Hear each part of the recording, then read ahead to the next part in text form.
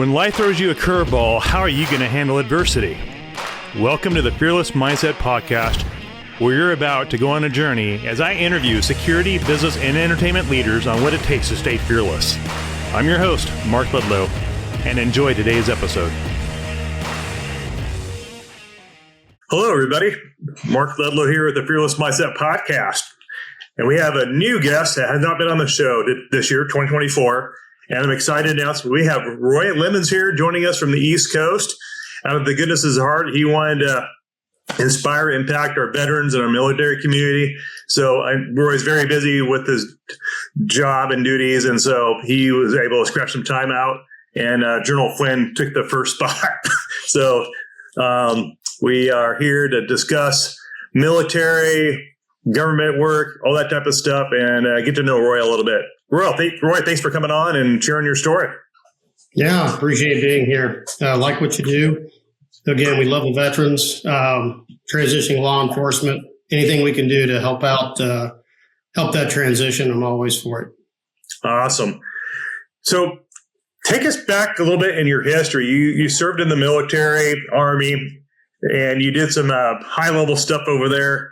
What did you most enjoy about being in the Army in your younger years? So glad you put the younger years. That's always important, right? I think we all become our parents at some point. My favorite part about being in the military, especially when I first went in, was really the camaraderie that you are able to establish a bond with someone who you may know nothing about them other than their last name. And you're thrown into a situation and you've got each other's backs because you have a common mission. And, you've been trained together. So you understand that what you're doing is in fulfillment of that mission and that vision, if you want to look at it from a business perspective.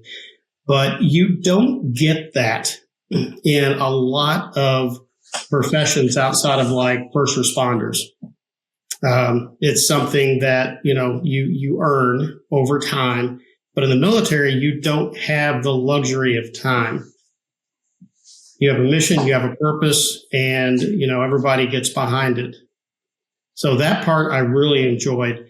Also enjoyed the fact that no matter how bad things were, you were so excited that you liked how much it sucked at the time. And I can recall sitting, and this is back in, we had quarter-ton Jeeps, no Humvees yet, so I'm dating myself a little bit. Still a poncho that was really great at keeping water in, not keeping water out. Sitting there out on a field training exercise. It is probably 2:00 in the morning, pouring down rain, and you're sitting there like, I can't believe how cool this is. And it just, that changed over the years. I can promise you, but no, I missed the newness of it. And the one thing that has followed me throughout all my careers has been just that love of the unknown and that curiosity that I have about what's next. And knowing that, and the great thing about the military teaching you this is that what next is going to come, and you don't really have a plan for it. So very much in probably where the conversation is going with other disciplines a little bit later here, it's great to have a plan. I think Mike Tyson said it best. Everyone has a plan until you get hit with a right hook. The planning was where the real value was. Because, as soon as the first bullets fly, the first enemy contact, your plane goes out the window. But the planning and the training that went in behind it, that's what gets you through.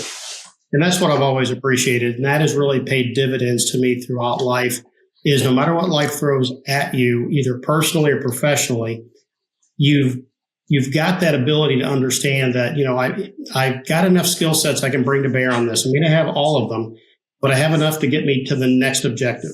And then what I learned from that will get me to the next objective. So just having that mindset.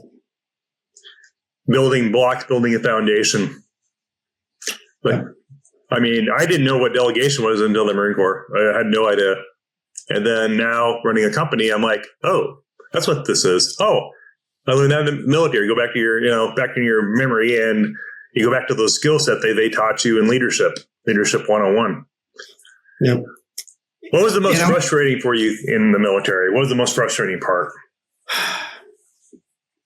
Oh boy. I would say that probably one of the really frustrating parts was, I grew up in a very rural, insular community, and going into the military, it was great. Now, granted, I did move to the city when I was in high school, but just being exposed to all these different individuals, personalities, cultures that they brought with them.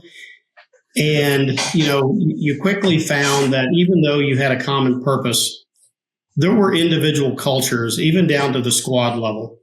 And, while one side of me, it was really, really awesome. I had no idea there were so many different people out there in the world, different types of people. But, the way the military went about the conformity, getting everybody on the same page, you're all equally worthless. So it was sort of the way we were taught, right? Right. So the frustrating part was, trying to deal with that on one side is that, you're forgetting all this other stuff and you're focused on just being at this moment in the military. This is your life. This is everything. And it really did not give me enough opportunity to really focus on, the things that made people different. You were so focused on what made you the same. Now, there's a reason for that. Mm-hmm. And I go back later. It was frustrating at the time. But later on, you look at it and you think about it, okay, it's cultural. So if I go to a company or if I go to, a different police department or fire department, there's a different culture there. And the importance of what we got in basic training, advanced training, and anything else you want to throw at us was you actually got to truly understand what a mission was, what a vision was, and how you get from where you are current state to where you want to be as an organization. And in companies, they don't spend the time you spent in the military focused on that. Mm-hmm. Well, let me tell you what makes the military so successful is, I go back to, I bring this over into corporate. I brought this into different organizations. What do you do? Every employee, what is your job? I will tell you what your job is. Your job is to add value to your organization. How do you do that? You have to understand what your vision is, what your mission is, current state, vision, future state, and what is the strategy that's going to get us from where we are to where we want to be. So going back into the military analogy, in the military, that was your job, was to complete the mission. How you did it was your job specialty. And if you really read the contract, everybody's 11 Bravo at the end of the day, right? Yep. So you're trained to that. Mm-hmm. So take it over to successful corporations that have really good onboard training. And that's all it was in the military. It was onboard training. And you're looking at understanding those things that make a company function, your core values, again, your mission, all that. Mm-hmm. I go back to the culture part because, and I probably don't have I would refer to this. I don't think I would have a thought that wasn't linked somehow to my education. And I go back to Jim Collins, credible economist who had a statement that the best strategy in the world is okay, but culture will eat your strategy for breakfast, right? So that's where I kind of go back to culture as being a driver of excellence. You have to have everything else, but the culture is, and I can give you the definition of culture, but Roy's definition, it's the glue that holds everything else I've talked about together. Absolutely. It's behaviors and norms. So I love the fact in the military that they broke us down and gave us a culture. But it took me a while to realize, like, how do you incorporate a lot of the cultures that came from your comrades and from your friends, other workers. And we really didn't spend I think I was so focused that I really didn't get a chance to understand where everybody else came from, what their backgrounds were like, and how it actually impacted what they did. Later in life, I really focused on that, and it made a big difference. When did you flip that switch in your military career and realize, hey, I'm kind of enjoying this. I'm enjoying the intel part of what I'm doing. This is kind of what I was made for. Did you have a moment in your life when you go, oh, wow, almost like you become fearless, like, oh, this is what my DNA is made for? Did you ever have that moment? I think I had that moment in my head around second or third grade. Wow. Before I even went in the military. So I'm one of these, whether you call it fortunate or programmed person, I always knew what I wanted to do. Knew I wanted to go in the military. I came from a military family. Now, not career military family. Everybody in my family was in the Army. Going back to quite frankly, back to the American Revolution. Wow. So I always knew I was going to go in the Army. Now, so when I got into the Army, it wasn't everything I had dreamed in my head that it was. No, but again, the great thing about the military is it gave me the ability to say things aren't exactly the way I expected or wanted it, but it gave me the ability to make it what I wanted. And something that stuck with me throughout my career, 17 years old, drill sergeant, words still echo in my head. And it's kind of like I go back to the be all you can be, right? It was basically, but he said, and, something that my father had said, so it stuck with me. Sure. He got up from the military too. You're only going to get out of something what you put into it. Mm-hmm. So if you go in the military with the sole purpose of, I'm coming in, I'm going to get medical, I'm going to get educational benefits, I'm going to get out, then, okay, that's what you're looking for. It's probably what you'll get. But when you really sit down and look at it, the things that they provide you is the discipline, time management, which is something that I did it backwards. So I wound up going to college post-military. And I can tell you, I'm one of the younger people in my class. And I was able to still do my studies. Initially, I did go to a rather party school, so I was still able to go out and have fun. Still worked a couple of jobs and made it all work. I could not have done that without time management. Yeah. So, a lot of the people who did not have that experience that I have with time management through the military were having a rough time. So, I go back to there was an example of something that I thought was amazing for me. But again, I put the time and the effort in. I made it a priority. So prioritizing your daily habits is huge in success in anything. Mm-hmm. And planning your day. Yeah. And knowing that, again, a concept that was made famous by, make your bed every day, right? Right. That was one of the things that I did keep with me coming out of the military was I still, to this day, have to have organization somehow. And it's making my bed has always been a thing.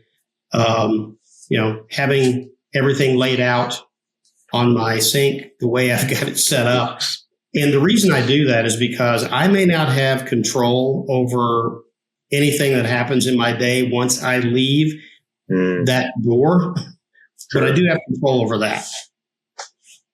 Wow, that's powerful. Type A personality, news for you, you like to have control. Totally. So that mindset carried you on all the way into the FBI. Yep. I had again, early on decided that I wanted to be in the FBI. Military and FBI were really the only two things I'd looked at in my life. Mm-hmm. And the military, I think when I went in, I don't think I'd planned it as a life, as being a lifer, like a career. But, you know, I knew there had to be some transition, and that's where the FBI just made sense. Now, the good news is I'd gone in and talked to the FBI and realized that, well, here's some things you need. I'm like, okay, well, I'm going to have to go to college. Okay, so no, I got to do that. Need to have some other career. Okay, well, military is coming up anyway. Because I did, by the way, I talked to the FBI when I was like probably 14, 15 years old. So I knew that these things were coming. It's like, well, great. I wanted to go in the military anyway. So that worked. I needed to have that some experience as a career. And then, oh, by the way, I can get education out of that and then go to the FBI. So it was sort of again, foundational approach to everything.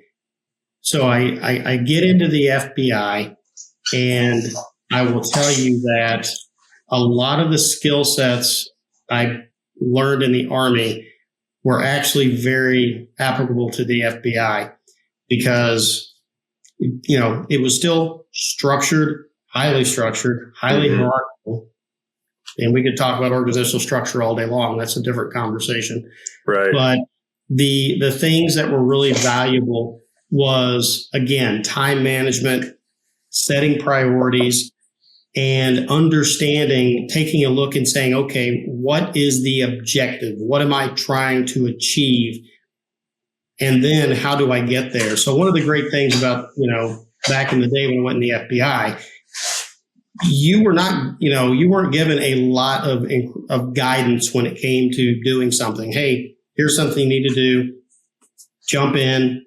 You had mentors, you had training agents, but for the most part, it was, you know, try to figure this out. And that was something that, again, when I came from the military, you were dealing with that on a day-to-day basis. So you become very creative. Now, springboard us a few years into your FBI career. When did you start figuring out, hey, I'm enjoying the structure, I'm enjoying this culture? What was the things in the FBI that challenged you that you enjoyed the most? So what I enjoyed the most was being able to do things that I simply would not have had the access to do anywhere else. And I worked organized crime for a long time, specifically Eurasian organized crime. So I was 2 o'clock, 3 o'clock in the morning, you're out. Wow. Putting wires on cooperating witnesses and meeting, you know, with people who you're sitting here trying to build rapport with someone who you know is good for some heinous crimes, but yet you still have to establish that rapport. And then being able to take all that and put it, now again, you're not working with angels out here, which there was a great judge who made a comment that also resonates with me before a trial that, you know, and he was telling this to the jury instructions, when a crime is committed in hell, you're not going to have an angel as a witness. So just remember that. Wow. But being able to take all of that, what would normally be considered negativity, and turning it into something positive, and being able to hold people accountable for their actions.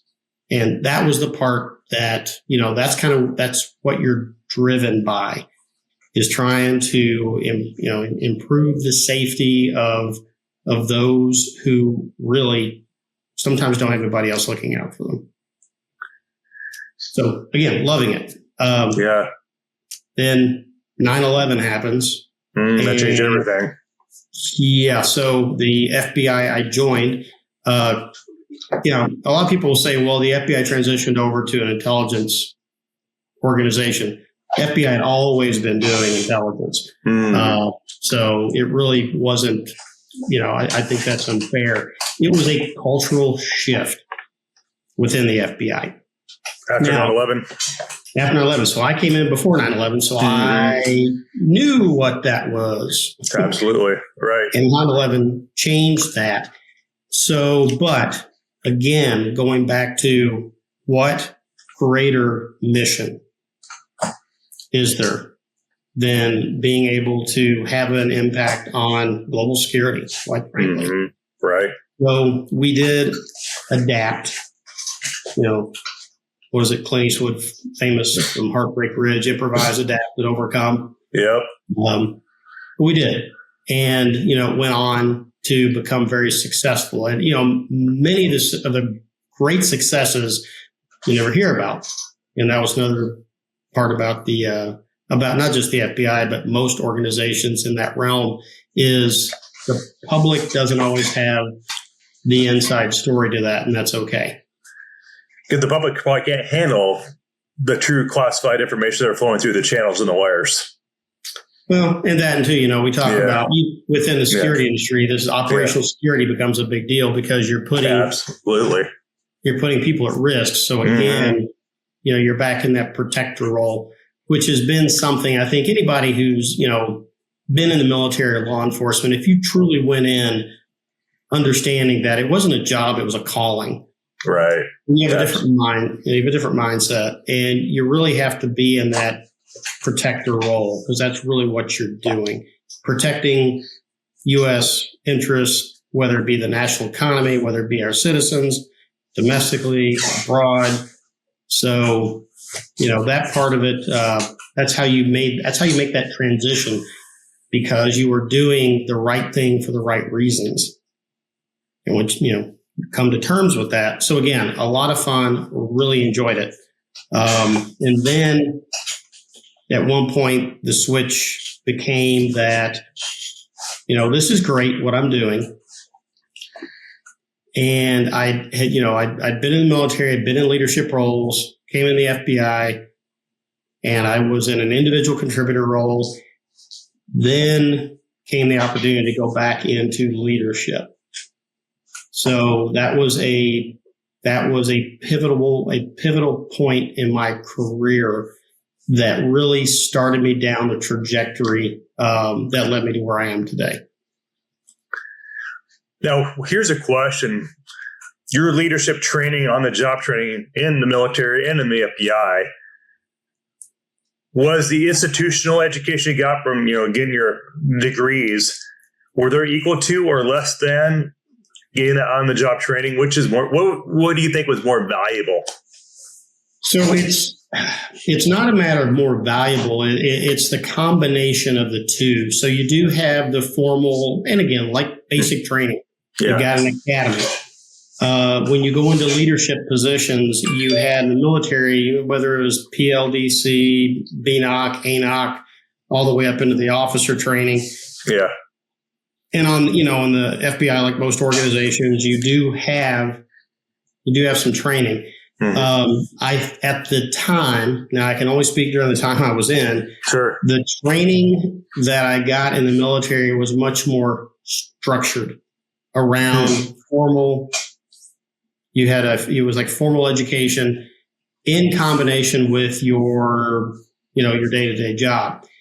At that time in the federal government, or the civilian side, it was much more focused on learning from those around you, leveraging, there were some classes, they weren't as structured. Now that changed later on. I got to see that.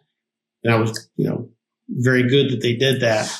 So that was a little more challenging, trying to make that work. Until you realize, if you start getting into it, that all the structured education you had in the military and your job experience and leadership, very, very transferable, because it, again, if you think about this, the situation you find yourself in a leadership position in the military is incredibly high stakes, high pressure a lot of times, and being able to do that. Now you've got to look at it as a perspective. I'm now doing this in a federal law enforcement organization. And yes, there are risks out there. Some are greater, some are far less than you experienced in the military. But the situation is still the same. You have individuals that you're responsible for. And, you're learning from them as much as they're learning from you. but your job is to help elevate them to be the best that they can be. And having that mindset is extremely important, because you see everybody's a little different. You see a lot of people thinking, okay, how can I use this position to better myself? Well, really, that position is not for you to better yourself. It's for you to better others. And as a result, you all share in that success. And that was something that was just, critical. And I think, again, brought that over from the military. So it really wasn't that different. Yeah, you mentioned that there's an organization that you're really proud to be a part of. Could you take a little dive into that? That's really been an impact with military. Sure. Great. This is good, because I really want to focus on everybody else now. So, I'm trying to put it back into the perspective. So the American Corporate Partners, ACP is a great, tremendous organization. I've been with them now for 6 years. And what it does is it provides transition training for service members, veterans, spouses even, who are looking to make a transition from military service into corporate America, is the way I like to put it. So the great thing about it, it's a 1-year program.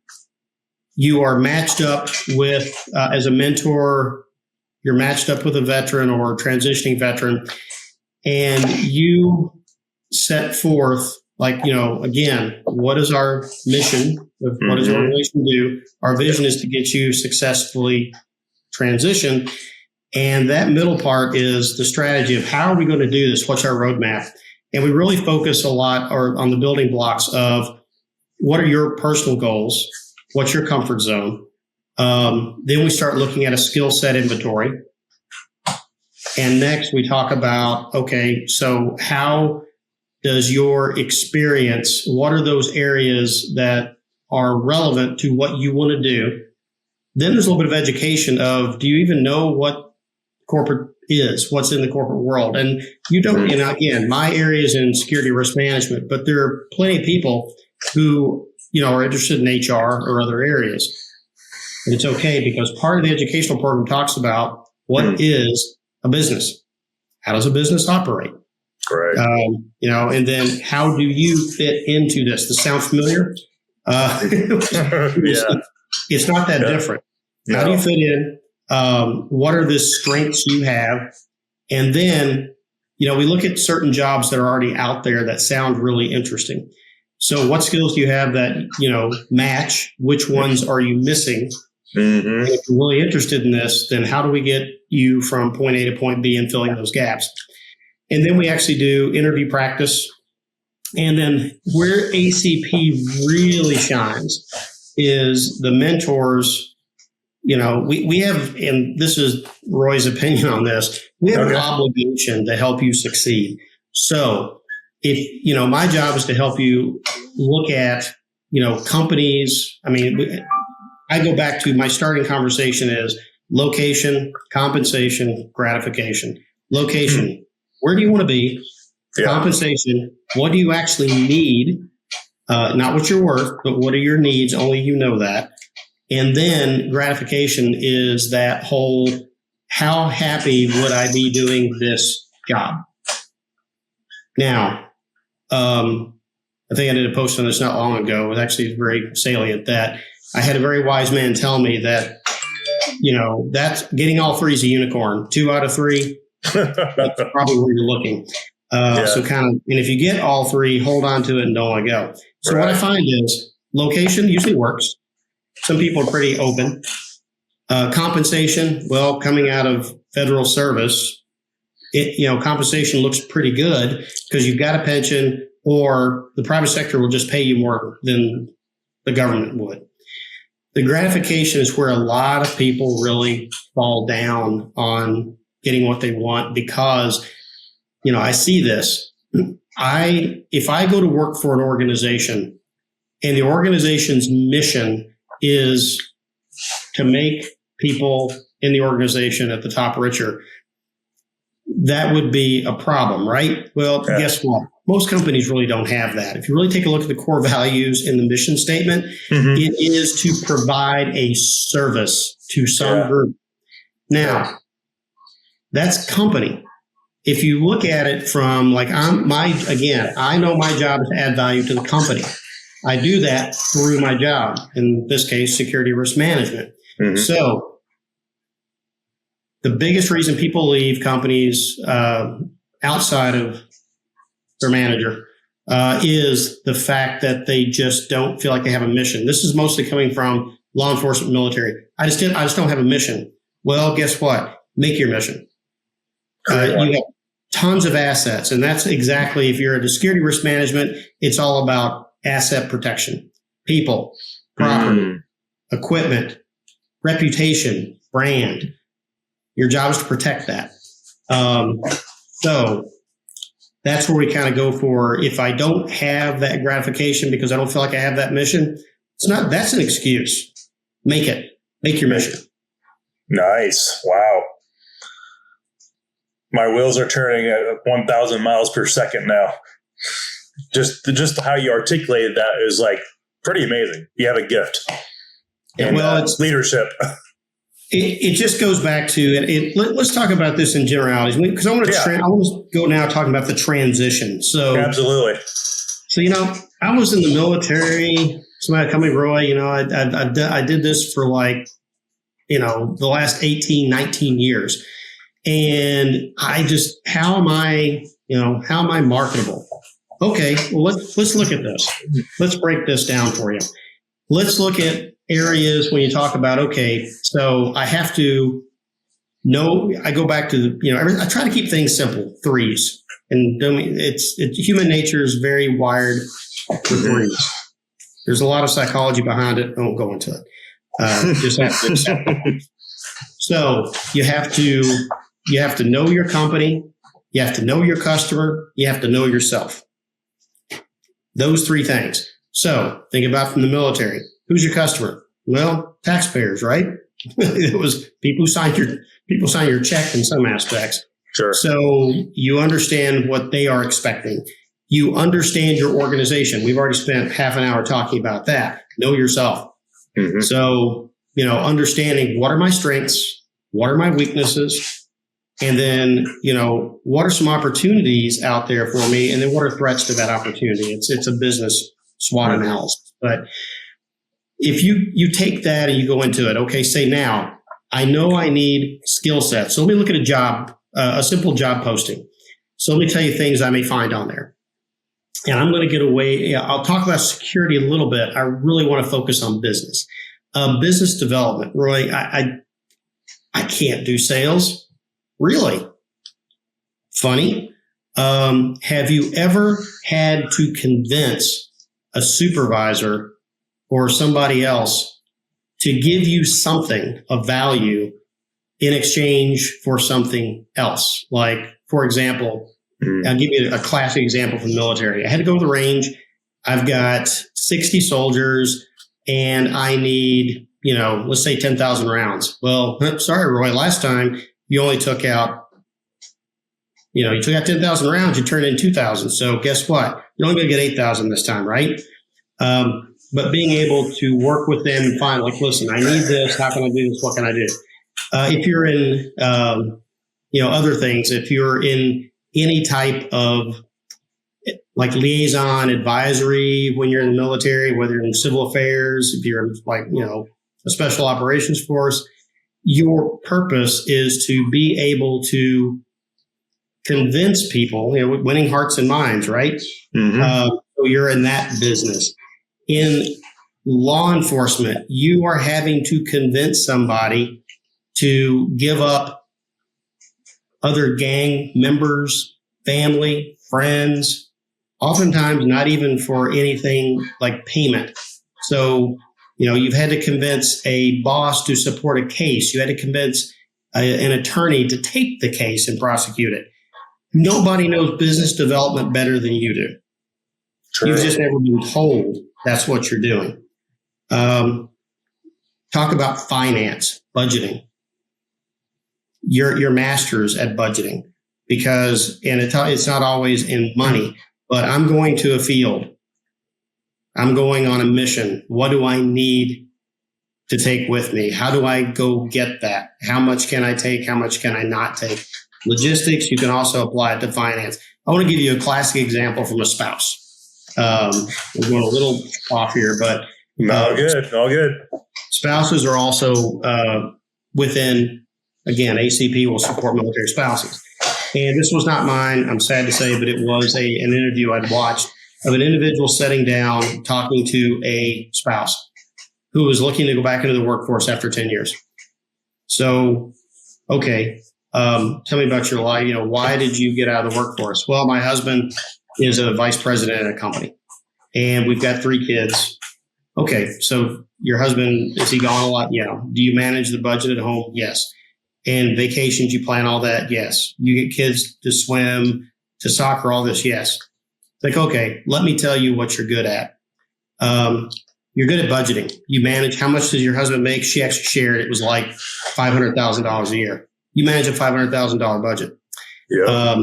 You're great at logistics. You know how to get, trying to get 3 children together for a soccer game. If you're toddlers, it is easier to take like 30 soldiers to the field for a month than it is with less gear, by the way, and less time. Trust me on this. So you're good at logistics. Yeah. In leadership, influence management. Never. One of my favorite phrases I just saw the other day was never negotiate with terrorists or toddlers. But you have the ability to be able to, you found ways to influence these individuals to do what you need them to do. So think about in the military, right? Do you think if you told somebody, I want you to run headlong into that wall without a helmet? Sure. There's some people who would do it, but True. You're having to explain to them that what I need you to do, I'm having you do this for a purpose. And again, providing that leadership. My examples, by the way, are horrible. Don't ever use these.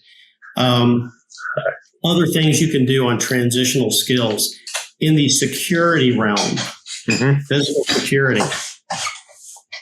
Most people in the military are masters at physical security because they live it every day. They just never thought about it. So you think about like some of the most highly secured areas are areas for classified information, secure classified information facilities. No different than being in a forward operating base, right? Yep, or even right. military installation. Layered security approach. You're going to hear layered security approach a lot in the world of security management. Going into something as simple as when we talk about executive protection, a lot about executive protection because part of it is part of it, I refer to it as a combination of brains and brawn. Part of it is being able to react to a situation when it happens. The bigger part of it is the brain function of how do I avoid getting into that situation to begin with. In the military, do you purposely go looking for a fight? Well, maybe, but you really are focused on how can I avoid getting into this fight as much as possible. With that, again, you're looking for causing least impact. You want to create more impact, but have less impact on you.